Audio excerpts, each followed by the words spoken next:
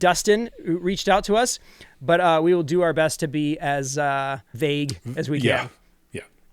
So Dustin says, hey, Adam and Dan, been listening to you guys for a couple of years and really appreciate everything you do. I am writing to you because I need some advice, maybe reassurance, maybe therapy. I'm an older millennial, checking in, and have been playing in an emo/pop punk cover band over the last 2 years, but I have not been able to get enough traction to where we are consistently bringing, a decent amount of people. DJ-led emo nights do well up here in the Pacific Northwest, but there hasn't been much demand for a live band doing the same style. For 2025, I decided to start a chibi band based on a big emo band that we won't name, as well to see if it would be easier to get better quality gigs and more fans. 80s tributes dominate up here. Nice. With a handful of 90s acts, there would be nothing like this being one of the only 2000s tributes that I'm aware of in our region. Things started off great with our first performance going over far better than we anticipated with a huge audience around July last summer. Nice. However, I learned quickly that there was another unnamed tribute forming shortly after our first gig. More interesting, this was led by a group of musicians who were already quite successful in the cover scene for their own 90s 2Ks cover band. These guys knew exactly who I was since I had an existing product in the scene. Reached out to them noting my new tribute had our first gig and other gigs on the books. Their response was, so what? And offered to recruit me into theirs. I declined, but still thought since they were aware of this other band I got off the ground, they would reevaluate before they recruited the rest of the lineup. Instead, they have worked towards going all in. These individuals are frustrating, relying on bots for IG followers and AI for poster and content generation for their existing group. Not to mention they are substantially older than me and my other millennial bandmates. Now, I'd love to know, Dan and Adam, I appreciate that they flipped the order for equal billing. Yeah, billing. Thank you. How do you handle something like this, both mentally and to be a professional? Our area isn't exactly the largest market, so having something so niche in the space will potentially limit opportunities for both bands. Isn't there some band code or etiquette to follow for offerings like this? What would you guys do if you were dealt a hand like this? Thank you for any insight and inspiration you can provide. Yep.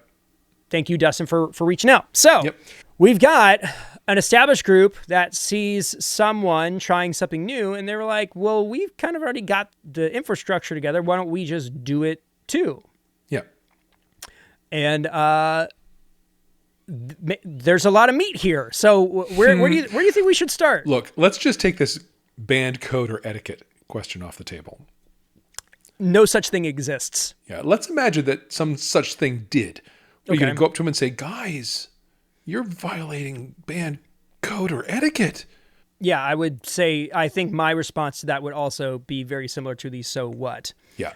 To put a more fine point on it, you're basically going, you guys, I was here first. Yeah, right. It's my idea. And it was. But it just doesn't necessarily read or matter. Yeah, in that way. So yeah, this is kind of the deal here, especially if you're in a market with people who don't operate the way that we try to, from abundance and saying, you know what, there's plenty of work to go around for everybody. So a lot of people don't think that way. And they're going, well, if these guys are trying to do it, we'll just snipe their business and then they won't be able to. Right.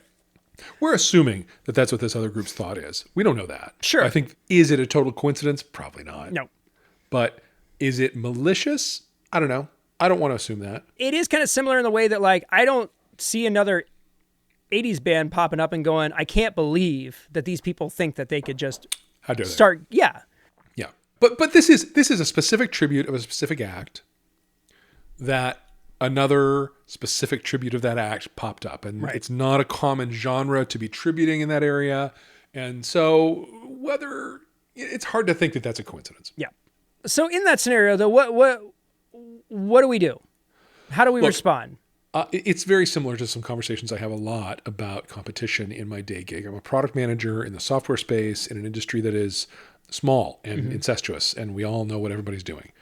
And competition is a thing. I have the product that I manage in my work covers a few different things, and I have different competitors over different modules of it. So how I advise my direct reports who are responsible for those pieces of the business that we're doing is I say, first of all, you need to really understand your competition. You got to do a gap analysis. And what that means is you need to understand where you're ahead of them and where they're ahead of you. Yep. And it probably isn't that they're way ahead. I mean, it sounds like this other band is still recruiting.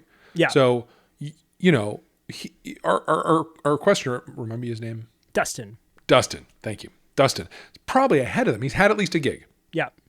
Doesn't sound like they have yet. But maybe they have the infrastructure. Maybe there was a lot baked into their existing project that fed into this. I got actually approached about a year ago and I was fresh off of surgery and there's no way I could do it. But a guy wanted to put together an all-acoustic Pink Floyd tribute. Yeah. It's a really interesting idea. And I think it would have been a ton of fun. I had no physical capacity to participate. Sure. But there are Pink Floyd tributes that are note perfect. Mm-hmm. There are ones that do a lot of production that calls back to Pink Floyd production. Mm-hmm. This would have been neither of those. This would have been completely making it our own and interpreting it as fans. And there would have been gaps between us and other Floyd tributes on the market that would have been interesting and maybe given us some, like, gosh, maybe a Chauvet 4-bar on random isn't the best call for something that's trying to be a Pink Floyd tribute. Maybe we need to step up our game there, right? Right. So there's going to be stuff that you will learn as you understand their deliverable that will guide what you want to put out in your product. Yeah. And that's the first really important thing. Yeah. So you need to really study that and understand that. If they aren't to market yet, maybe it's hard. Maybe you don't have anything to really look at, but you'd be wise to be at their first gig. Yeah. And really understand what they're doing and learn from it. Not that you're going to mimic them, but you're going to understand, gosh, our lighting is fully not up to par with what they're doing. Right. Our frontman doesn't look enough like the frontman of the tribute that we're tributing. Right. And theirs does, and we need to correct that. Yeah. You'll learn a bunch of little things that will make the competitive challenge they're providing a lot less damaging. Right. But I mean, at the end of the day, the thing, it is purely a product issue. Yes. And if the intent is to build a product and there is a competing product in the market, the one who ends up on top is the best product overall. Yeah. Well, unless the product's differentiate enough that you're going to two different, like totally different shows. Right, but it gets a lot trickier when it's a tribute because the aim, the shows should almost be identical, unless you're doing something like that all acoustic Floyd, right? Which is like a very distinct kind of tribute. Yeah, the vibe that I'm getting though is that they're trying to do it like you know, pitch perfect to the source material. Yeah, which means they're probably looking at old set lists and you know, maybe it's an era thing and you could do one album cycle versus another or that kind of thing. But ultimately, this boils down to the quality of the product. Yes. And your ability to market it. Yes. So you can be mad at they're cheating, they're using AI, they're using bots, but like at the end of the day, the product that ends up on stage is the one that you need to be worried about. Yeah, I have thoughts about that whole thing too. Okay. Should we do that now? Yeah. Look, deal with it. Yeah. That's the future. That's the future. Right now, you can kind of detect that it's AI and bots. In 6 months, that will be much less. In a year, much less again. If you're not doing that, you're the one putting yourself behind.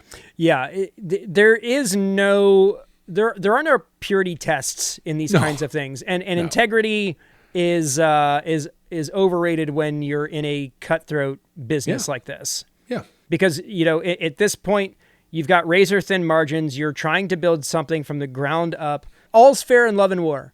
So use whatever resources you have at your disposal. Doesn't matter whether they are, you know, I don't know, ethical. I don't even know the way to kind of approach it. Here's the thing, that we're at this moment with AI generation where you can still kind of tell. Yeah.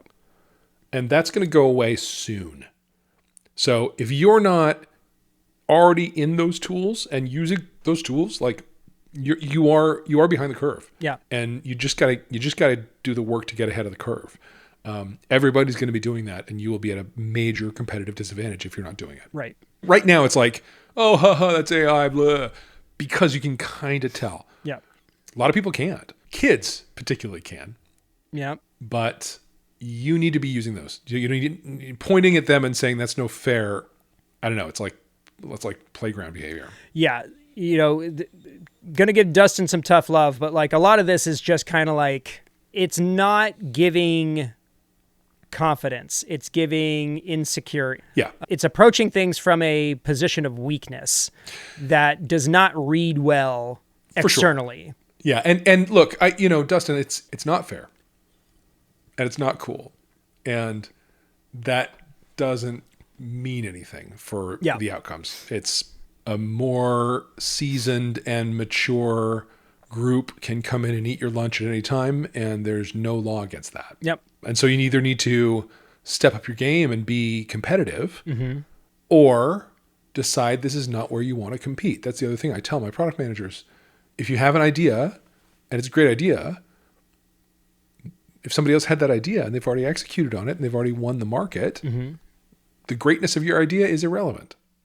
Well, yeah, and then it becomes a matter of, do you feel like competing for whatever, tiny sliver of the market is available? Yeah. Is second place going to be good enough for you? Yeah. Or is it worth all the time and effort to claw whatever percentage of their fan base that you can from them? Yeah. And it may be, it may not be. And listen, there are fun ways to do that. There are ways to do and win that. Sure. There are ways to do that like make it clear you're in a fight and you are out to win. And, there's ways to do that. It's fun and engaging for an audience and interesting. And, the people who are super into that band, like suddenly there are two tributes and they're competing and, oh, that's really interesting. I'm going to go to both of them and see what I think. There is an audience for that. Yeah. And maybe that's what that other group is banking on. But also, I mean, just based on like the timeline, which of course we're getting kind of like a general version of. Yeah. They're kind of already in that world. So it could have been something that they had been toying with, and maybe seeing these guys do their first gig was kind of like oh snap, we really need to like lock this down because they've been fiddling with it, and maybe it's time to, put up or shut up. And frankly, the details don't matter. Right. The main question is, do you feel like competing with this particular group of guys, or do you want to pivot? Yeah. Because there are things that you can pivot to. So if we're fully speculating, we're talking about pop punk and emo, let's say that this is a Blink-182 tribute band. You could continue down that road, try something different, or maybe you pivot to a different tribute. Maybe you go, well, but we'll do a Green Day tribute, or we'll do a My Chemical Romance tribute. There are things that you could do, and then you end up in a position where you're not competing against these guys. You can actually like bring them in, and you guys could start like doing these co-headline do shows together deals where both of you guys benefit because you're playing for bigger audiences, and you've got not competing products, but you've got similar products that you can then market as a package. Yeah. And maybe that gets you out of town. Maybe that gets you into bigger venues. Maybe that gets you into, like theaters and things like that, where you're not really worried about the scarcity of the market or not. You'd have to get out over top of your feelings. Yeah. That's the thing that you got. Like the thing that the question was, how do I be professional? You be professional by not making this personal. Yes. And frankly, we're in the cover business. Like there's no such thing as an original thought here. Right. Right. You're like, you can't rip off this band. We're ripping this band off. That's like right. That doesn't. Yeah. It's a hard hill to stand on. Yeah. Because it's just not made. It's not very sound structurally. Yeah. Yeah. But you can hear in the question. I mean, it's why we knocked it out first. Like, isn't there some band code or etiquette? Well, if there was, they wouldn't have done this, and they have. So there isn't. Here's an alternative. Yeah. Dustin approached them to say, hey, not cool. And they were like, so what? You want to join us? Right. You could do a van band model here. Yep. Right? There's a fully stood up band on our side of the question and one that's still recruiting on that side. So you could have the Moskowitz model where you've got a profusion of people who can fill different slots on stage, and it can be shaped different ways and whatever. That would be a thing you could do if you as an alternative to hard competition. Yeah. Something to think about. I don't know.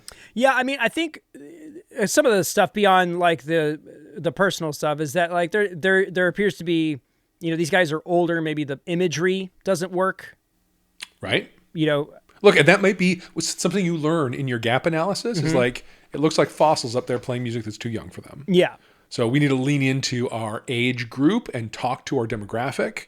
Like that would inform you about how you'd market is like the only genuine tribute of whatever. Yeah. And when members only got into the market, we were young, like we were, right. We're too young to be doing 80s, really. Yeah, I mean, like, early 30s. So the way we build ourselves as a young, energetic live show. Yeah. Because most of the bands that were doing this were not any of those things. Right. It was very much, we're in our costumes and we're standing there and we're playing the songs and maybe they sound just like they do in the record, maybe they don't.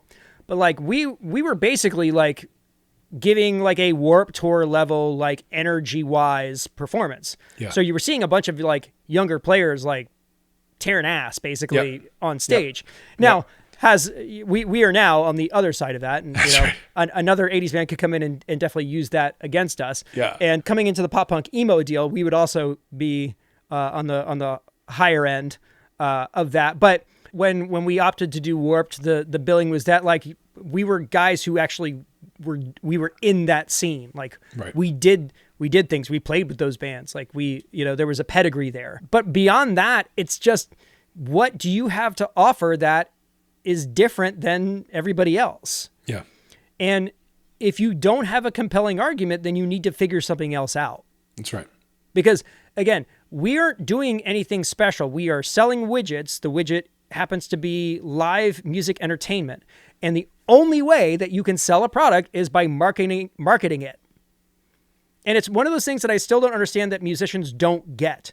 Yeah. Every time I see somebody's like, I don't understand why I have to be a social media presence in order to sell my music. It's like, why do you think that the rules of business apply to everybody else in the entire world except for you?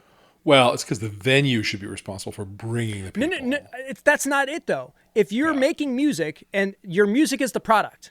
Yeah. So you have to market that product. That's right. You do. It's not anybody else's job unless you hire an agency to do that. And then, but then that's money exchanging hands. But like, Adam, I'm an artist. No, okay. Then, you can make your paintings and you can hang them up in your basement and you can look at them and be so happy. And maybe people come to your basement and will look at them for you. Yeah, I'll play my song to myself in my bedroom and really enjoy it. If you're trying to build a following or you're trying to turn this into commerce, then guess what? You're in the marketing business. It's capitalism. Sorry. Yeah. Yep. 100%. So Dustin and his crew, you guys need to have a gut check. Yes. About why this is bothering you so much. And then, so that's step number 1. Yep. Step 2 is immediately get over it. Right. Right. And then step 3 is determining what you do next.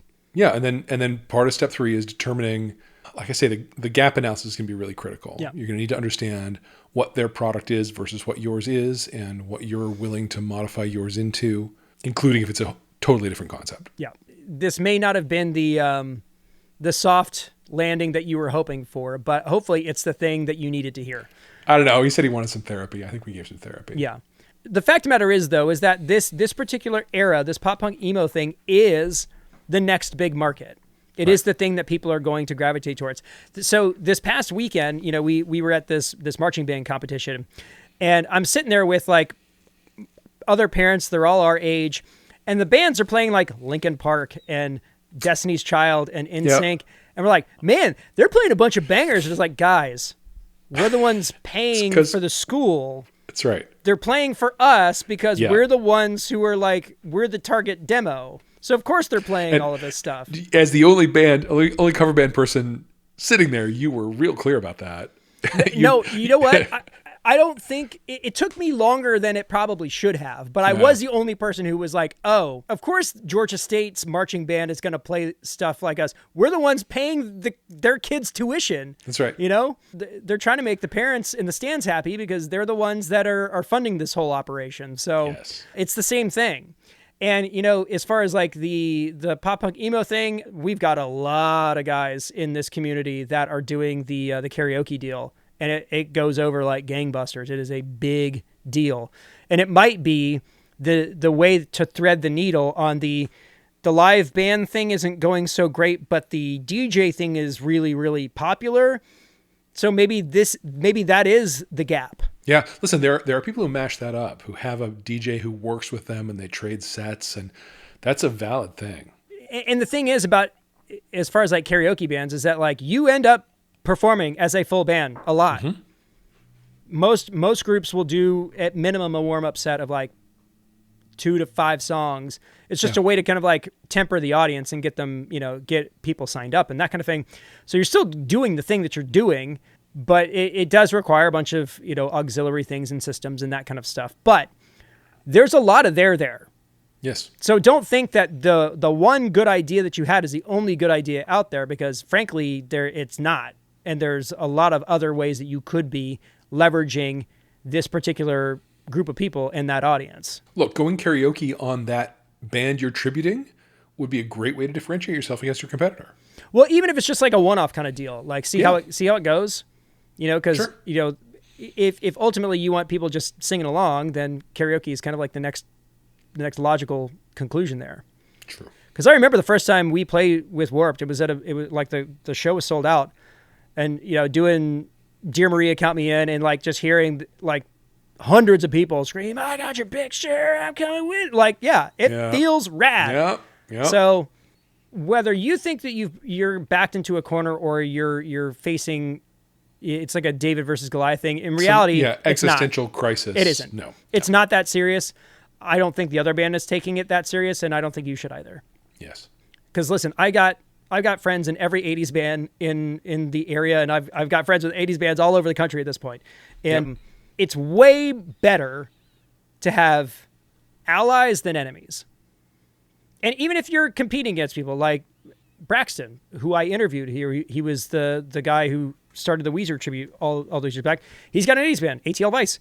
And they've come to our shows, and they're out there doing their thing, and it's all good because they're playing dates that we can't play, and we're playing dates that they can't play, and it is what it is. Yep.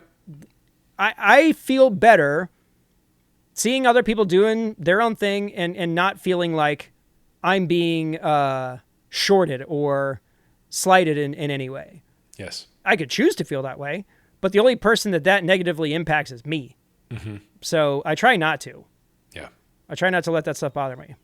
And if you could do the same, I think you would be much better off. There you go. Any other parting words? No, I think we nailed it. So Dustin, I truly thank you for reaching out. Like when this came in, like the second it came in, I immediately wrote back like, "Oh my gosh, this is such a good question. I can't wait we're going to do it this week." Some of these we have on the back burner for a little bit. I was like, no, we gotta talk about this like immediately. And I, the minute you forwarded it to me, I was like, oh, we're going to disappoint Dustin. So bad. Yeah, it is what it is. But the thing that I hope that everybody who comes to this show looking for advice is that we are going to give you good information, whether it's the information you want to hear or not. Exactly. Like, we're not going to, we're not going to sugarcoat. We're not going to take your side. It doesn't. We're not going to chat GPT you. No, it doesn't benefit anybody to do it that way. Right. If you want opinions about what to do next, then you need somebody who's willing to give you a gut check. Yep. Be like, hey, you can't do it this way. Yeah. It's not going to work. Like it sucks, but get over it. Yep. So I'm sure we'll get a follow-up from Dustin, and hopefully this lands on, we're coming at this from a place of love and respect. For sure. Because we care enough to make sure that you understand, like, this is the way that you need to proceed. And if you do X, Y, and Z, then, you'll be better off, and you won't have to worry about some of the existential stuff.